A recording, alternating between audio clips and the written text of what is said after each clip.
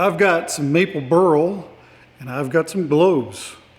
This is a 145,000 subscriber giveaway. That's next.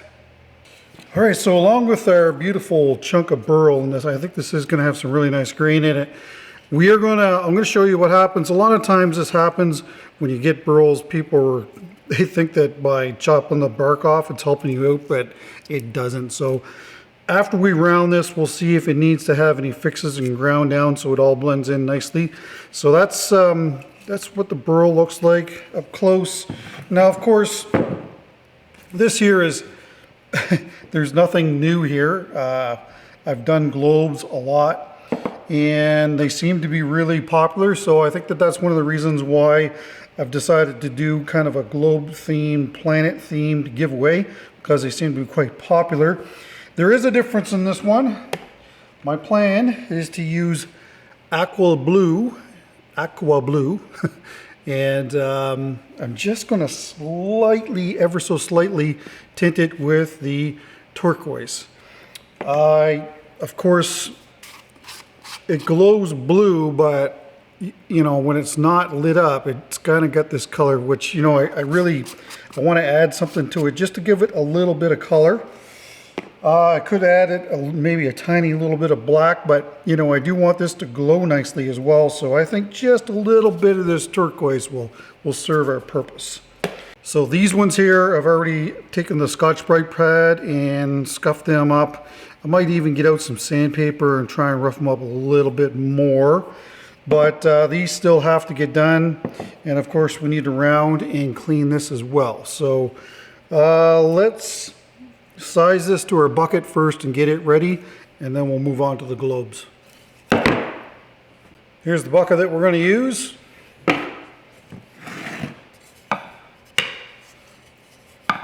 I could move this more to one side and we'll get rid of a lot of this.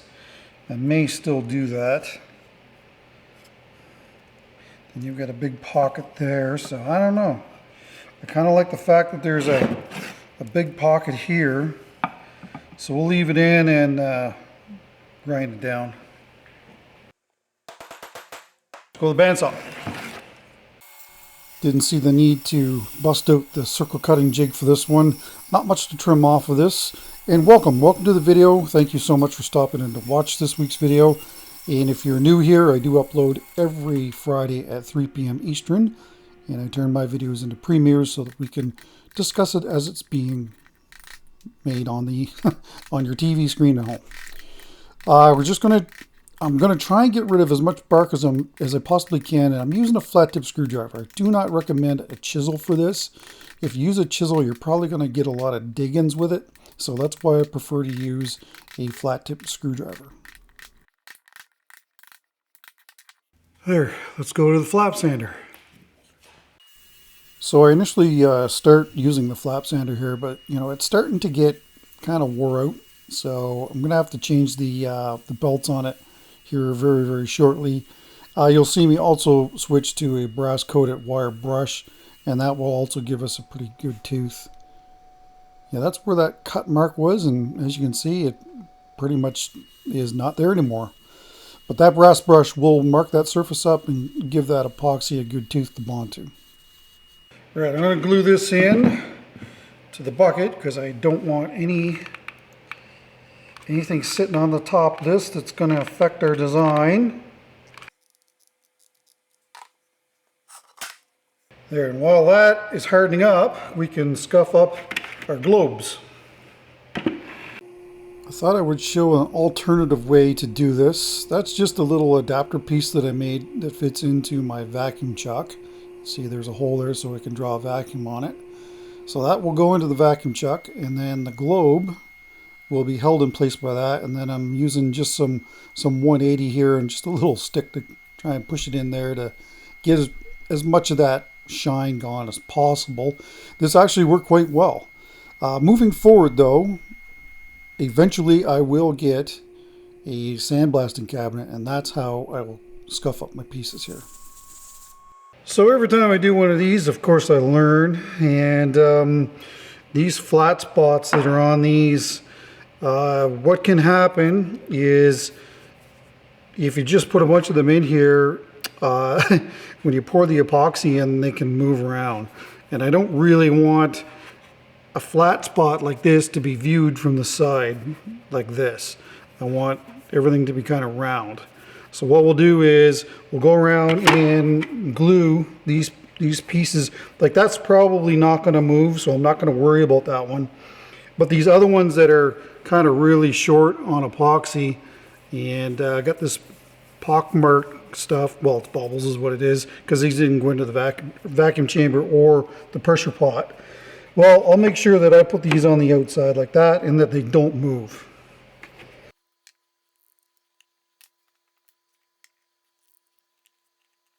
I also kind of want to make sure that I leave a space between them as well. Yeah, spacing these out, I think, is a good thing to do. If you're just got a whole bunch of these and that's all you're casting, then fine. They can all touch each other. But in this case, with the wood, I definitely want to try and keep some spacing in there. I just find that it looks better. Now what I can do with these, since they're flat spotted, I can take these and put them upward like this. And if I can wedge enough of them in here, then we won't have to worry about kind of holding everything in place. I realize that this isn't the best shot for you guys to see what's going on, but you know, I got to be able to I got to be able to see what I'm doing here. Yeah, just, you know, playing around with design and trying to figure out what to do. It's always a challenge. So I want to kind of glue these in place, but I can't use the hot melt glue to do that because then it'll be incorporated in our design. So I'm going to use the Flash Bond Thick to do that. And of course the accelerator to set it. So the idea here is this CA glue it's kind of clear plastic when it hardens. So when the epoxy goes in, it's not going to affect the way that this looks. If you use hot melt glue though, you will definitely see that in the finished piece unless it's turned away. Well, there you go. Let's mix up some epoxy. This isn't a super deep pour, but we're going to be using deep casting epoxy from Designer Epoxy. I think we use about 2¼ liters in this. So yeah, you definitely want to be using a deep casting epoxy, that's for sure. So this Forever Glow Aqua Blue, you really got to load it up. It probably, you know, for something like this, I should probably use at least 6 to 8 of these 1/4 teaspoon pieces here, but we'll see. Again, you know, mixing your epoxy is such an important thing. I don't show the whole mixing of this because it's just too long, but I do mix my epoxies for a minimum 3 minutes with the paddle mixer and also with mixing it with a stick. And it is very important just to make sure that everything is mixed up properly, because if you don't, you can have curing issues and you could ruin your casting. All right, let's see if this is enough. I'm going to assume that it's not though. This is 1.5 liters.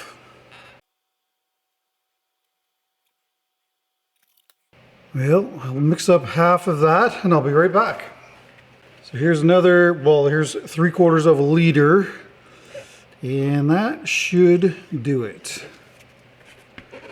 Yeah, it's going to drop off a bit, but that's still a fairly decent sized pour. I'll throw this in the pressure pot and we'll see you guys in there in 3 days. All right, well, good afternoon. I thought we would get started on this today. That's what we're looking at. Overall, I think it's been pretty successful. It has dropped off a fair bit though. Well, I guess not really that much. Anyway, let's get this out and get centers so we can get turning this today.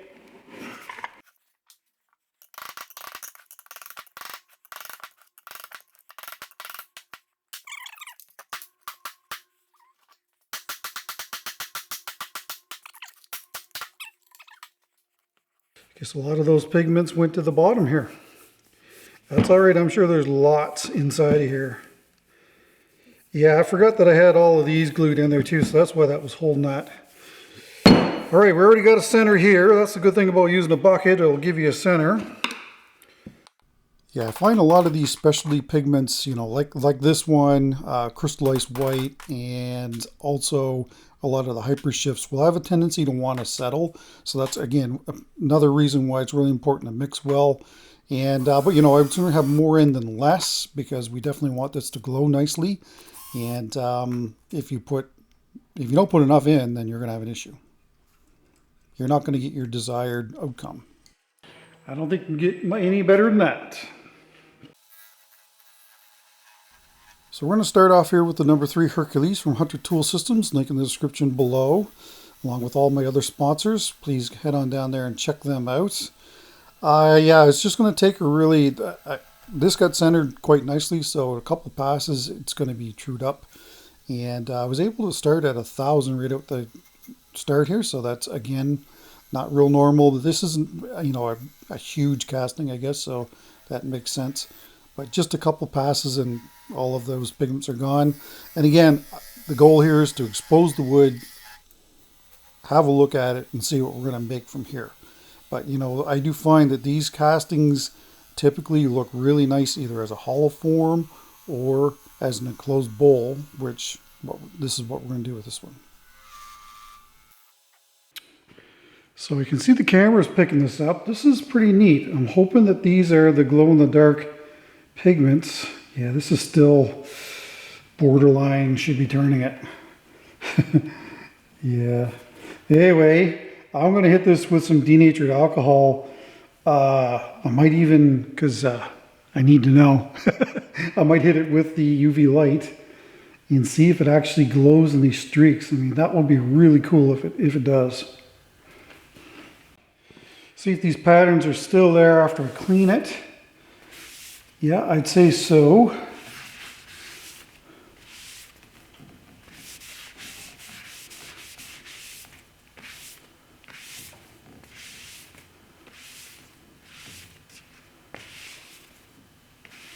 Pretty cool.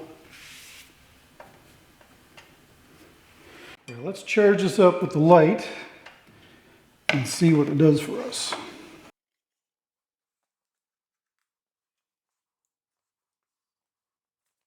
So that's about 15 seconds. Yeah, I can see it glowing all down in here. I was really hoping that these would be more pronounced, and they may in the end.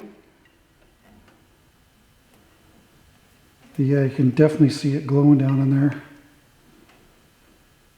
Oh, that's cool. A lot of the glow pigments is sitting on top of the burl. How awesome is that? Some sitting on top of this globe here. That one too. Cool. All right. What we're going to do here is stick with the enclosed bowl idea. This is so small, I don't know if I'm probably not going to get a core out of it. But it will be a very neat, interesting looking bowl. Should turn some lights back on. Yeah, I'll just whittle this off, and we'll see how big of an opening we end up with. But it still is a little on the soft side, but we'll get the outside shaping done on it today for sure. And that burl, well, it's coming through really nice too. That's some pretty burl. That's what I'm doing. So yeah, I'm about 6 hours early on this. I will say this, that if you're looking to turn epoxy and have it turn quite easily, then try turning it sooner than the 72 hours. The only issue that you're going to have is maybe the drive center or the live center will dig in deep into certain areas. But other than that, it should actually turn quite easy. Now, the issue I've got is that these globes are fully cured, and of course the epoxy holding onto them is not.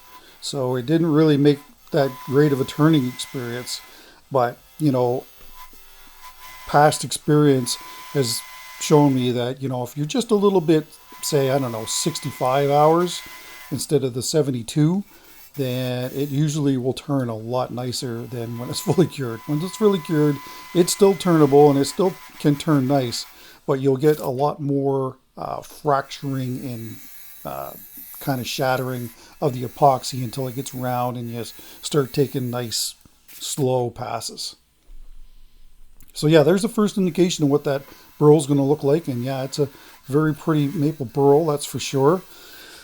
I haven't really been sourcing any wood in the area here. I just got so much on my plate right now, and there's just not enough hours in the day to to do that. But it is on my long list. And yeah, that's what that burl is going to look like. Beautiful burl. It's going to have lots of chatoyance in it. Love it. So of course these, I do find that an enclosed bowl or a hollow form will really make these types of castings look really sharp. So that's why I decided to turn this into an enclosed bowl. And the other thing too is this is a giveaway, so I think that I'm not going to call this a utility item by any stretch of the imagination, but you certainly could use it for function. So that's another reason why I decided to do a enclosed bowl instead of a hollow form. And that's a cool look.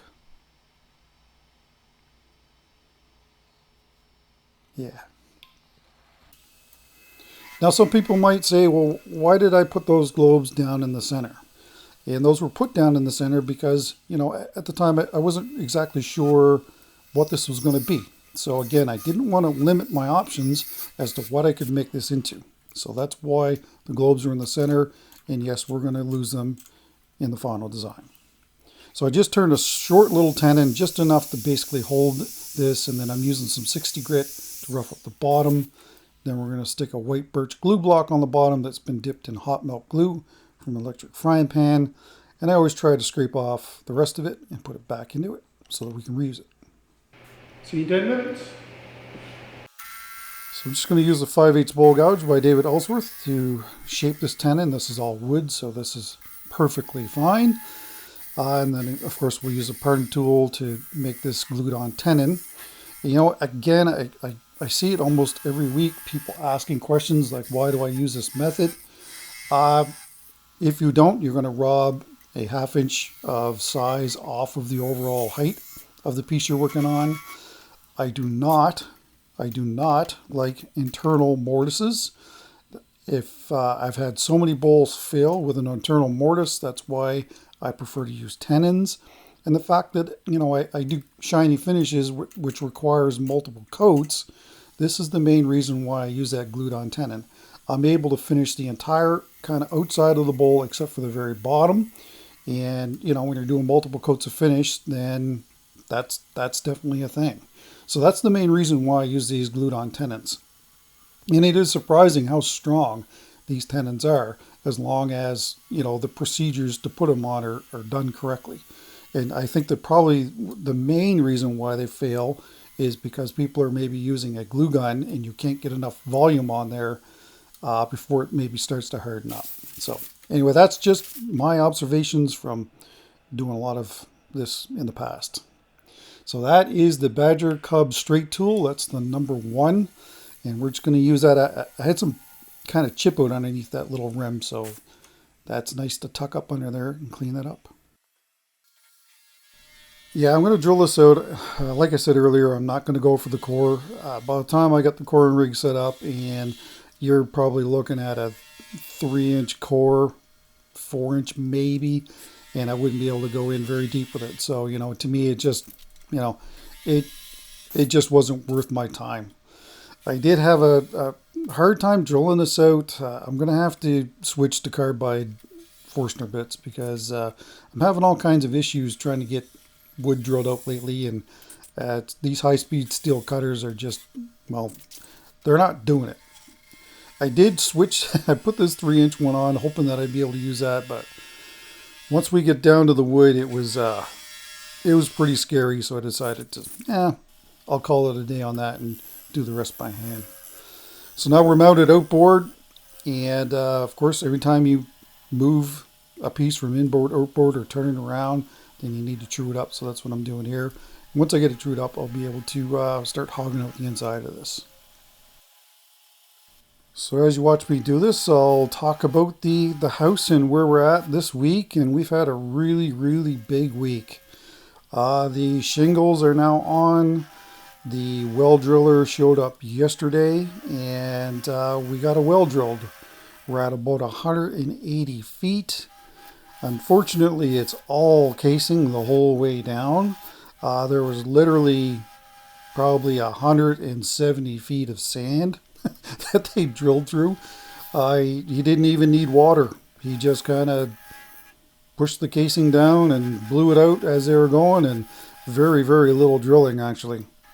But they did hit water at, I think he said 170, and I think the casing is now sitting at 180 in decent sized gravel. So we didn't hit bedrock. That's fine. He tells me that this should be the well's producing probably almost 30 gallons a minute. So that's some really good volume. So we're happy there. And so anyway, I went down. That was yesterday. I went down to talk to them today about it because I was filming it. And I didn't think that they were going to hit water. It was 4 o'clock, I think, when I left. I had some other stuff that I needed to take care of. And didn't they hit water as soon as I basically packed up and left and went home. So I missed that on the camera, but I did shoot a bunch of video for that. So that will be, again, coming up in another video soon. Again, I didn't get the video out this week. Sorry about that. It's just been a crazy week. And when I was down there this morning, talked to the well driller, the doors and windows arrived. So, we're moving right along. They're going to pour the slab in the garage on Friday. So, yeah, I mean, we're so happy to see some progress here, and hopefully we can keep this going. They are in the process of also installing the septic system. So yeah, it's been a really big week, and for the most part, the dirt work out back towards the lake is coming to an end as well. That's been pretty painful money-wise, but in the end, I think that we're really going to have a really neat-looking property and a beautiful property. But anyway, that's your house update. I know that a lot of people have been wondering where the next video is, and I will absolutely have it out next week, hopefully early next week. So please look for that. Back again with the #1 Badger Cub Straight tool. Again, the Hercules has a really hard time getting up underneath those undercut rims. So that's where a tool like this is quite handy to have, because that cutter is exposed all the way around. Again, I'll talk about last week's video. That was the maple burl with color separation with deep cast. Thank you so much for those who watched that video, and if you did miss that, I will link it at the end of this video. But again, it was another good producing video, so thanks to those who watched it. And I must say that it was a very nice bowl. I was tempted to keep it, but I got dirt work to pay for. So yeah, always measuring. You definitely don't want to go through the bottom. And again, usually I'm aiming for 5/8 to 1/2 inch in thickness. And again, the reason for that is so that you don't wash the color of the epoxy. The thinner the epoxy gets, the less color it's going to have. And also, I just like a bowl with some mass. So I think what a lot of people do, especially if they go for something, say 1/4 inch in thickness, well, you'd be surprised how much material you remove during sanding. So, that bowl could, in the end, get a lot thinner than you wish. So, I typically will leave it a little heavier in the base. That way it's more stable when it's sitting on the table and doesn't get knocked over as much. Not so much a problem here because it's a bowl, but if it's like a vase, then, I like to have a little bit of mass in the base just to make it more stable when it's sitting on the table. Back again with a 3.5 inch double discs. We are going to do an epoxy coat on this. I muted the sound here because it was just really whiny.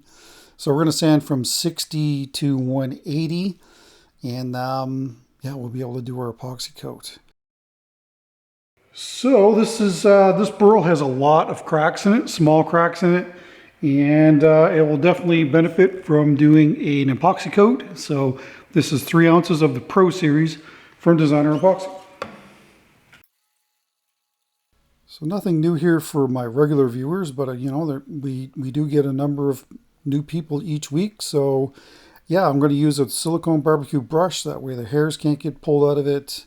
And I almost kind of use it like a squeegee, to be honest with you. That way you can kind of control how much of this you put on. Because if you put on too much of it, then it's a bit of a bear to try and sand it back the next day. There you have it. That's a pretty cool planet. People have been asking for a clear epoxy. Well, here it is this week. Oh yeah, look at the hypershift in that. And on the inside, so cool. Another awesome one there. There as well.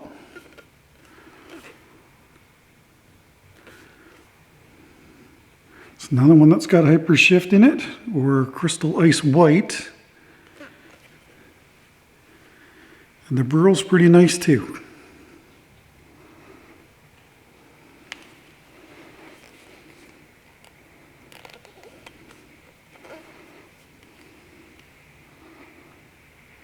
Can't wait to see this thing lit up. Anyway, let me know in the comments what you think. See you tomorrow for the first coat of original. Yeah, that planet's cool. Anyway, see you tomorrow. Here it is the next day. I thought that I would show you what we're looking at. Again, you'll hear some construction noises in the background. They're actually here doing the roof today. Shingles. How awesome is that? Yeah, everything's filled in except for that one crack down there. That could be an issue, but we'll see what it looks like after this is sanded back. But yeah, it looks pretty good. One bubble there, that's about it. All right, we're gonna start sanding that. I think I'll start at 120, work my way to 600. I'll have a look at it and buff it and clean it. Get our first coat of original on. So again, I've muted the volume here, just too whiny. I will remind you that sandpaper.ca does sell more than just nipple discs. They have a full line of sandpaper products. So if you're in the market for some new sandpaper, regardless what it is, check them out. Sandpaper.ca. Just showing that one little area need to be filled with the flash bond. So that's what I'm doing there. There's that wine.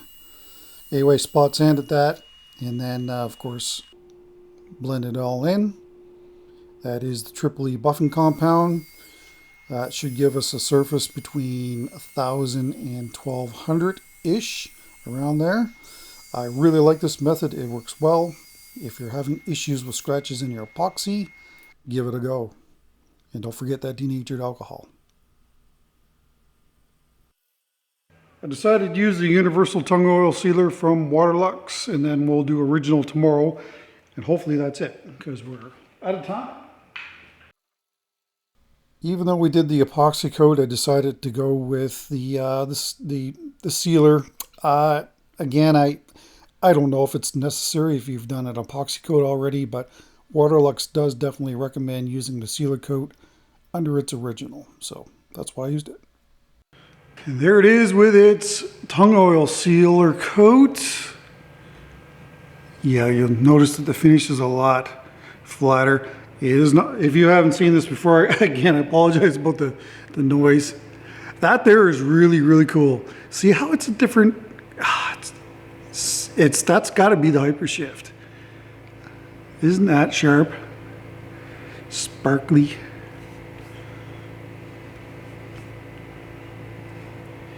Yeah, they keep kicking the circuit breaker off. They're plugged into the workshop here because we don't have any power to the house yet. Tell you, it looks so nice, and I'd love to leave it like this, but I've got to take it off. It's just too hard, and if it doesn't look good the next day, you're going to have a really, really tough time trying to cut it back. You'd probably have to sand it back. Anyway, let me know what you think. I think it's really cool.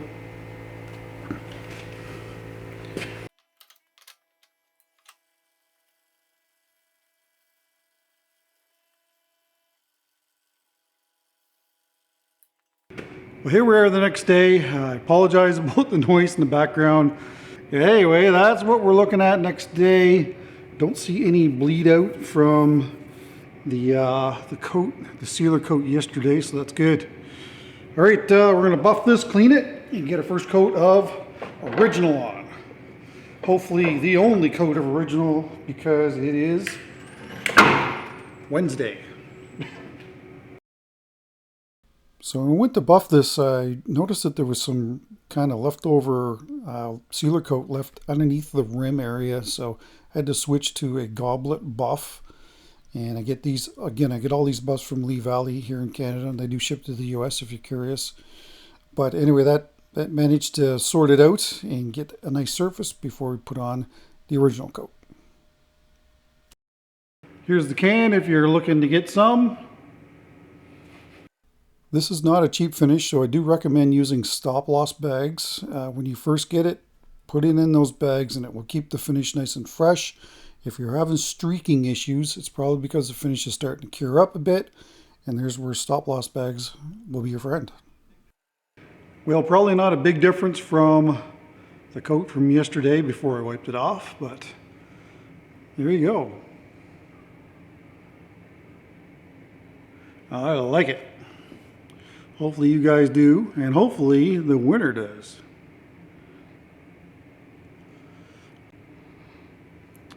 All right, hopefully this is going to do it, and we'll see you when we're doing the bottom tomorrow.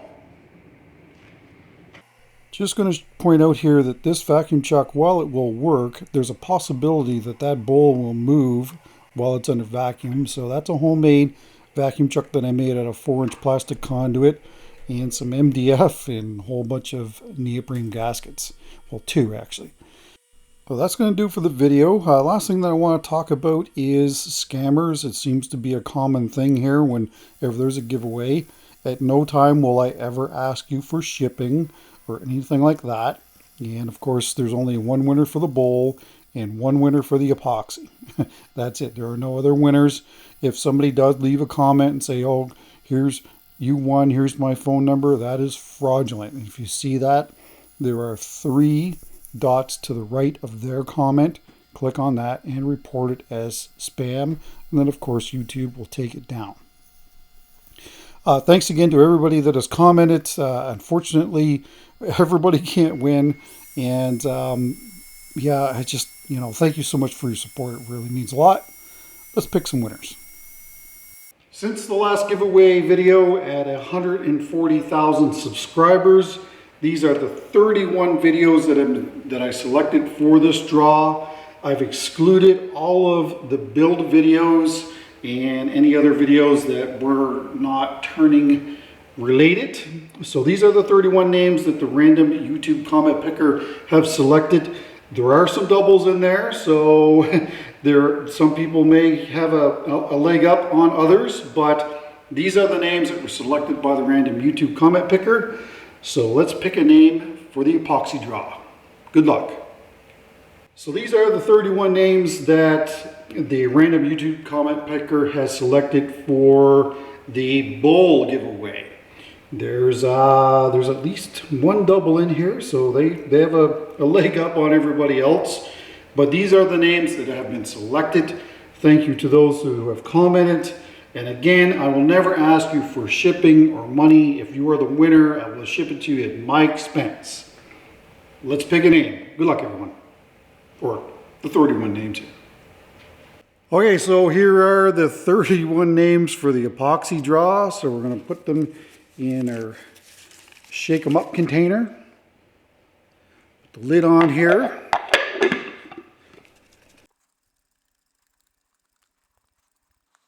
And the winner of the 3-gallon kit of epoxy from Designer Epoxy, and thank you again, Designer Epoxy, for doing this, is, I'll mix these up here.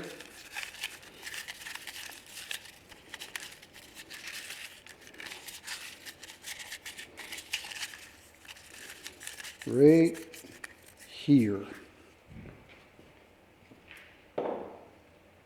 And the winner is MG, is that Carras? Is that how you say that? You are the winner of the 3-gallon kit from Designer Epoxy. Please send your details to spraguewoodturning@gmail.com, and I will forward those details to Designer Epoxy, and they will get your epoxy kit mailed out to you. Congratulations. Let's do the bowl. All right, so here are the 31 names for the bowl. Here they go in here. Once again, good luck.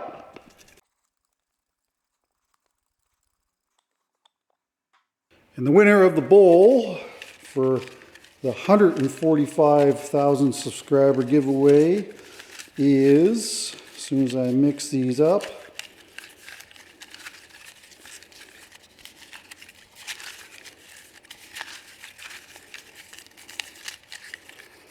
it's right here. And the winner of the bowl is Betsy Manor. You are the winner of the bowl, and it's I6R8H at the end of your name. Congratulations, you are the winner of the 145,000 subscriber giveaway bowl.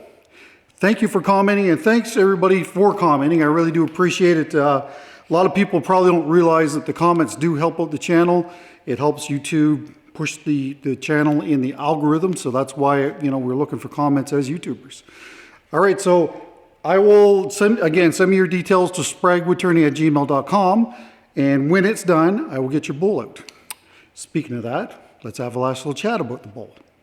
So this beautiful little bowl is definitely going to need another coat of finish.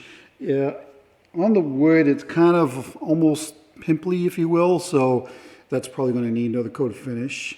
Here is the very bottom.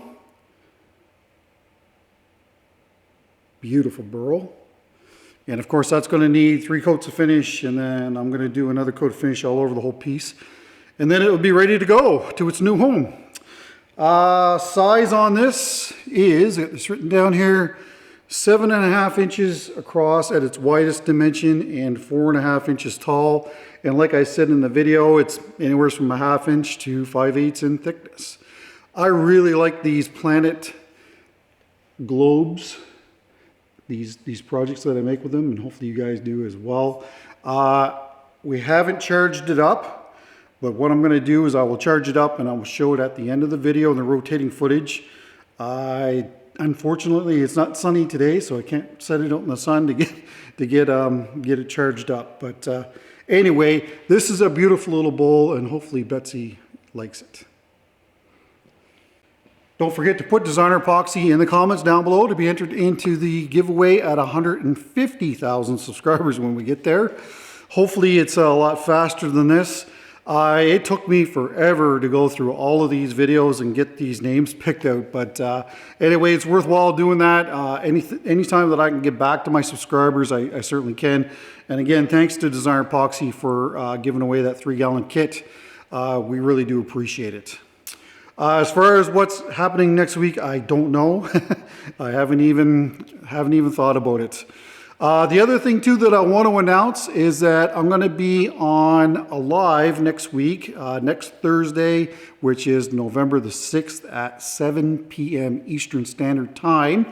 And it's going to be on Delans Homemade Woodworking. I will leave the link in the description down below. So head on over there, subscribe to his channel, make sure you put your notifications on. And they're going to be interviewing me. I don't know what they're going to be interviewing me with or about, but hopefully it's going to be interesting and entertaining. So I know that he's had a bunch of people on there in the past. So yeah, I mean, it's going to be pretty much the first time that I've ever been truly live and not a premiere. So hopefully you guys will meet us over there. So that's November the 6th at 7 p.m. Eastern Standard Time, and Delans Homemade Woodworking is the channel. And again, I will leave a link in the description down below. All right, well, that's it. I'm out of here. Have a fantastic weekend, and hopefully we'll see you back here next week for another cool project.